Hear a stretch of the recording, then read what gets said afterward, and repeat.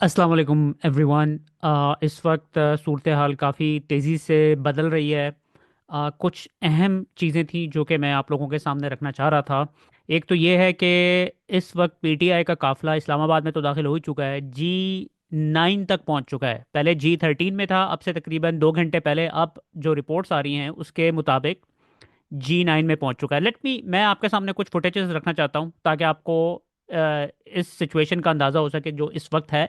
और दूसरा ये कि कल रात पूरे मेन स्ट्रीम मीडिया के ऊपर और जितने भी टाउट सहाफ़ी हैं उन्होंने एक खबर ब्रेक की थी, जो कि उस वक्त जब वो हमने खबर सुनी है तो हम सब लोग सुनकर डर गए हैं कि पता नहीं अब क्या होने जा रहा है। बहरहाल let's have a look at these clips first, उसके बाद फिर मैं आपको आगे लेके चलता हूँ।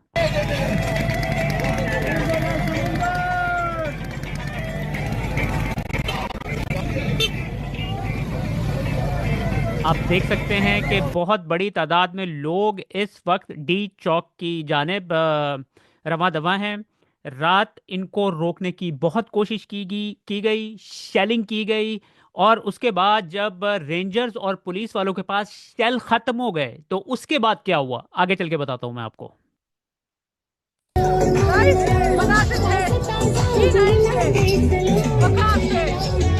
ये G9 है। लेकिन ये आप देख सकते हैं लोग बड़े रिलैक्स हैं क्योंकि बहुत बड़ी तादाद में हैं। उनको भी अंदाजा हो गया है, कल रात उन्होंने जो पुलिस के साथ लड़ाई की है, फाइट की है, उनकी शेलिंग को बर्दाश्त किया है, उस वक्त उन्हें पता लग गया है कि जो है ना ये उनको टैकल कर सकते हैं।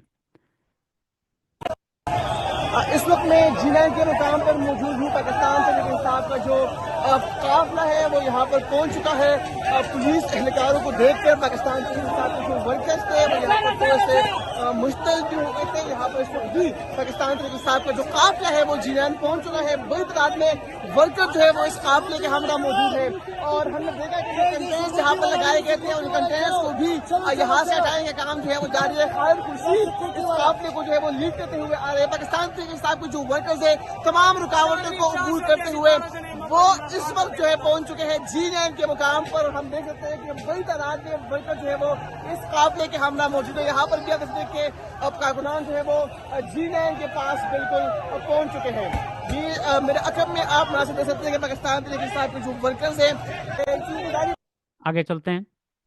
अच्छा जी, अब मैं आपको बताता हूँ कि रात क्या हुआ। रात तकरीबन 2-3 बजे के करीब मेन स्ट्रीम मीडिया के ऊपर खबरें आना स्टार्ट हुई कि रेंजर्स के 4 लोगों को पीटीआई के लोगों ने कत्ल कर दिया, यानी कि उनके ऊपर गाड़ी चढ़ा दी है, जिसकी वजह से वो जहाँ बहक हो गए। और ये वाली खबर सिर्फ मेन स्ट्रीम मीडिया के ऊपर आई है। और दूसरा, जो जितने भी टाउट सहाफ़ी हैं उन्होंने सोशल मीडिया के ऊपर सब ने इकट्ठे ही, जब आपको पता है ना कि ये जो टाउट सहाफ़ी हैं ये जब इकट्ठे कोई चीज़ ट्वीट करते हैं ना तो इसका मतलब समझ जाएं कि ये उनको बताया गया है कि तुम ये करो। तो वो most most of the times जो है ना वो खबर आगे चलकर जाली निकलती है या फिर 2 नंबर निकलती है। तो बहरहाल उस जब ये खबर आई है तो 2-3 घंटे तक तो कोई रिस्पॉन्स ही नहीं आया है।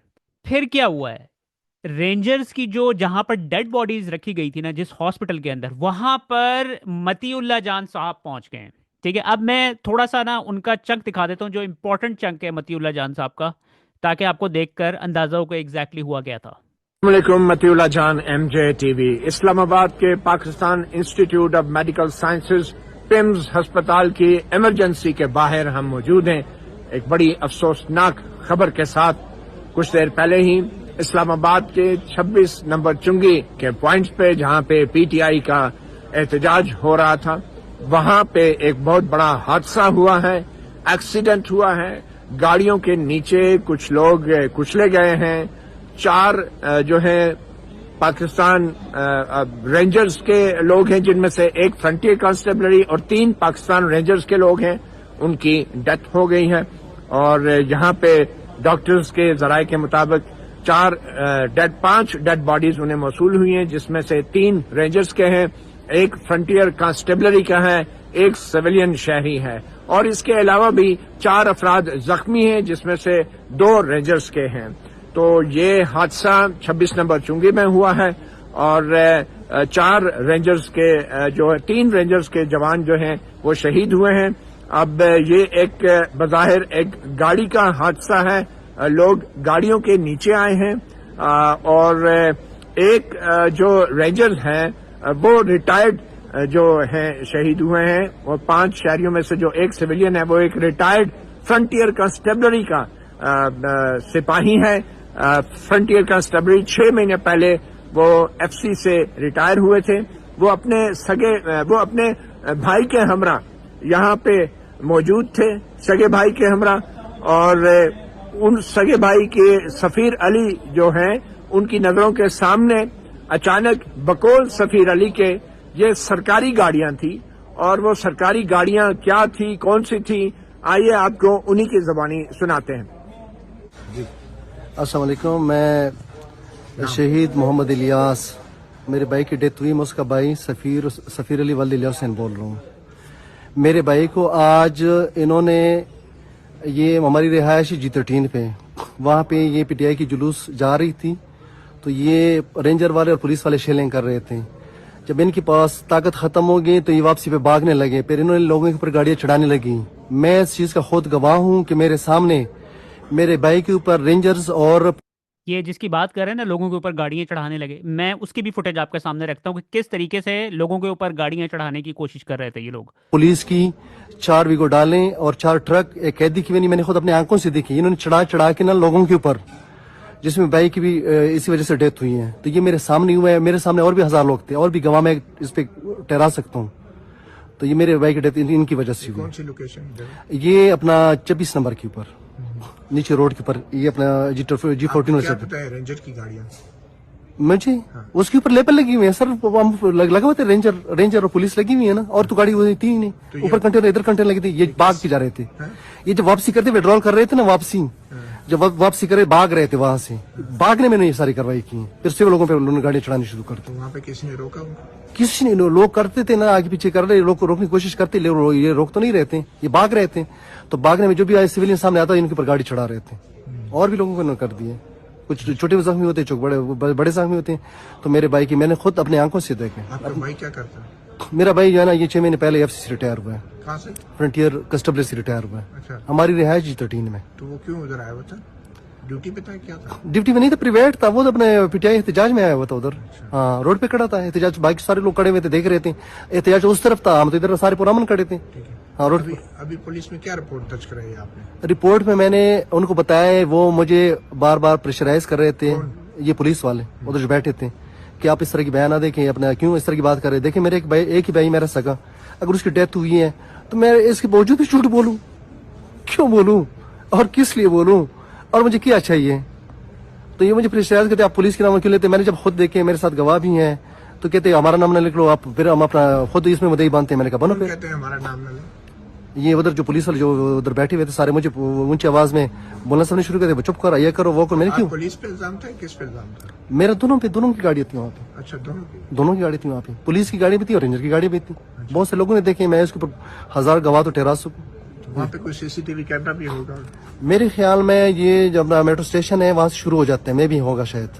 हाँ, होगा, लाजमी होगा। ठीक है। भाई का नाम क्या था? मोहम्मद इलियास वल्द इलियास हुसैन।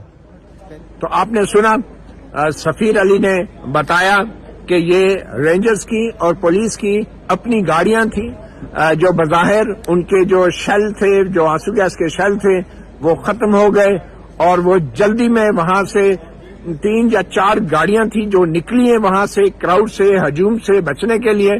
और उसी दौरान कुछ लोग जो हैं, जो वहां पे ड्यूटी पे मौजूद थे, कुछ लोग बकौल, जो हमें बाद में भी इतलात मिली है कि जो रेंजर्स के एहलकार थे जो शहीद हुए, वो रेंजर्स की गाड़ियों से गिरे हैं, और वो गिर के पीछे से बजाय आने वाली गाड़ियों के नीचे कुचले गए हैं। तो ये इस वक्त सूरत हाल है यहाँ पे। जो सफीर अली, जिनका एक रिटायर्ड फ्रंटियर कांस्टेबल। तो आपने सुना कि अपने ही लोगों के ऊपर उन्होंने गाड़ियां चढ़ा दी। अब क्योंकि वो ऑब्वियसली इतनी टेंस सिचुएशन थी, उनके पास जो शेल्स वगैरह थे वो ख़त्म हो गए थे, और लोगों की तादाद आपके सामने इतनी ज़्यादा थी वहाँ पर, तो वो परेशान थे कि अगर हम यहाँ पर लोगों के हत्थे चढ़ गए तो लोगों ने हमें नहीं छोड़ना है। तो वो इस पैनिक के अंदर वो वहाँ से निकले हैं, और वो ऑब्वियसली जो उनके पुलिस वाले जो कांस्टेबल्स वगैरह होंगे या रेंजर्स के जो लोग होंगे, वो गाड़ियों के ऊपर लटके हुए होंगे। जिस तरीके से गाड़ियाँ चला रहे थे वो मैं आपके सामने रखता हूँ अभी, वो उसके साथ हैंग कर रहे होंगे। और जब वो नीचे गिरे हैं तो पीछे से एक गाड़ी तो नहीं थी ना, सेवरल गाड़ियां थी, तो वो पीछे वाली गाड़ी ने उनके उनके अपने ही बंदों के ऊपर उन्होंने गाड़ियां चढ़ा दी। अब मैं आपके सामने रखता हूँ वो फुटेज। ये देखिएगा, ये फुटेज जो है ये भी मंजर आम पर आ गई है।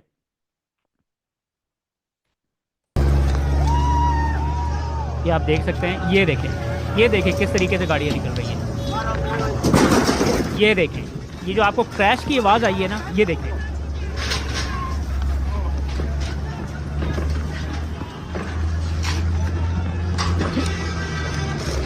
ये देखिएगा, दोबारा देखिएगा, यहाँ पर ये जो क्रैश की आवाज़ आई है, ये क्रैश की आवाज़ उस वक्त आती है जब वो अपने ही लोगों के ऊपर, वहां से अगली गाड़ी से लोग नीचे गिरते हैं और वो पीछे वाली गाड़ी उनके ऊपर गाड़ी चढ़ा देती है। तो ये सब जब कुछ हुआ तो एकदम पीटीआई वाले सारे शॉक थे और वो खामोश हो गए, और सब लोग यही सोच रहे थे कि यार वाकई पीटीआई वाले, क्योंकि अब ऑब्वियसली इतना बंदा है, आप सारे पीटीआई वालों के ऊपर लोगों का तो नहीं कंट्रोल है, तो इस तरह की कोई चीज़ हो जाती है तो वो फिर सबको ये खौफ लगा हुआ था कि जिस तरह मे 9 के अंदर इन्होंने हमें लटकाने की कोशिश कर रहे थे, ये यहाँ पे भी इस तरह की कोई हरकत ना हो जाए। अच्छा, उसके बाद एक जो बंदा पुलिस की गाड़ी से नीचे गिरा था, ये उसकी गाड़ी भी पड़ी हुई है यहाँ पर।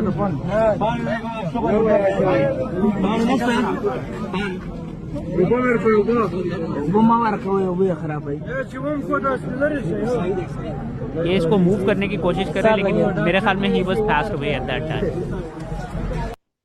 अच्छा जी, अब ये वाली जो फुटेज है ना, ये एग्जैक्टली उस वक्त की फुटेज है जब उनके पास शेल्स खत्म हो गए थे और वो वहां से भाग रहे थे। ये देखिएगा जरा, ये देखें, ये रेंजर है और साथ में पीटीआई कारकुनान इनको प्रोटेक्शन देते हुए आगे की तरफ बढ़ रहे हैं। पीटीआई कारकुनान इनको प्रोटेक्शन देते हुए रेंजर को 26 नंबर के मकाम से रेंजर इस वक्त जो है वो शेलिंग बंद करके आगे की तरफ बढ़ रही है। पीटीआई कारकुनान यहाँ पे इनको प्रोटेक्शन दे रहे हैं। ये देखें, मुकम्मल तौर पे पीटीआई कारकुनान की जानिब से यहाँ पे प्रोटेक्शन दी जा रही है। यहाँ पे ये कुछ कारकुनान की जानिब से यहाँ पे मारा भी जा रहा है, पत्थर भी मारे जा रहे हैं, पत्थर। क्योंकि आपको पता है कि कुछ गुस्सा तो होना ही है, क्योंकि इन्होंने एक बंदे के तो मुंह के ऊपर गोली चलाई है ना। मैं आपके सामने फुटेज रखता हूँ, ये देखिएगा, ये इस बंदे के मुंह के ऊपर गोली मारी है उन्होंने, तो और तकरीबन 20 लोगों को और भी गोलियां लगी हैं। तो इस सूरत हाल में लोगों का गुस्सा भी तो था ही, लेकिन फिर भी अल्लाह का शुक्र है कि कोई इस तरह की चीज़ नहीं हुई, किसी को किसी भी रेंजर या पुलिस वाले के ऊपर आम लोगों ने अटैक नहीं किया। वो भी किया जा रहा है, लेकिन रेंजर की जानिब से मुसलसल तहम्मुल के जो फिजा है वो बरकरार। रेंजर वो चुंगी के यहाँ पाकिस्तान जिंदाबाद के नारे भी लग रहे हैं। यहाँ पाकिस्तान, यहाँ पे कारकुनान रेंजर इस वक्त। उसके बाद आप ये देखते सकते हैं पुलिस वाले पीटीआई वालों की गाड़ियां भी इस तरह तोड़ते रहें। उसके बाद मैं आपको एक और इम्पोर्टेंट बात बताता चलूँ। अब से कुछ देर पहले शाहीन सहबाई साहब ने एक पाकिस्तान के फॉर्मर ब्यूरोक्रेट का इंटरव्यू किया है, जो कि अमेरिका में ही होते हैं, और उनके पाकिस्तानी जो थिंक टैंक्स, अमेरिकन और पाकिस्तानी थिंक टैंक्स जो कि काम करते हैं अमेरिका में, उनके साथ बड़े अच्छे रवाबित हैं। तो उनके मुताबिक अमेरिका ने सीआईए को ऑर्डर कर दिया है कि पाकिस्तान से अगर सिचुएशन ख़राब होती है तो आप अपने जो यूएई में जहाज़ हैं उनको तैयार रखें। पाकिस्तानी अमेरिकन एम्बेसी जो कि पाकिस्तान में है वहाँ से अपने लोगों को इवैक्यूएट करने के लिए। वो इंटरव्यू siyaasat.pk के प्लेटफॉर्म के ऊपर अपलोड हो चुका है, आप यूट्यूब पर जाकर उसको चेक कर सकते हैं। हम जो जहां से आया ना वहाँ वापस नहीं जाएगा, जब मर जाएगा फिर भी नहीं जाएगा, लाश पे मेरा नहीं जाएगा यहाँ से। जब तक हमने मिखान को नहीं निकाला तो हम मरेंगे, तो फिर भी नहीं जाएगा। इसको हम ऐसा नहीं छोड़ते। हम कोई इंडिया से आया या कोई कानून तोड़ा है या और कुछ, खान को डाला है, बेगुनाह डाला है। अल्लाह के कसम जितना पठान आया ये सब मर जाएगा और खान को निकाल के ले जाएगा।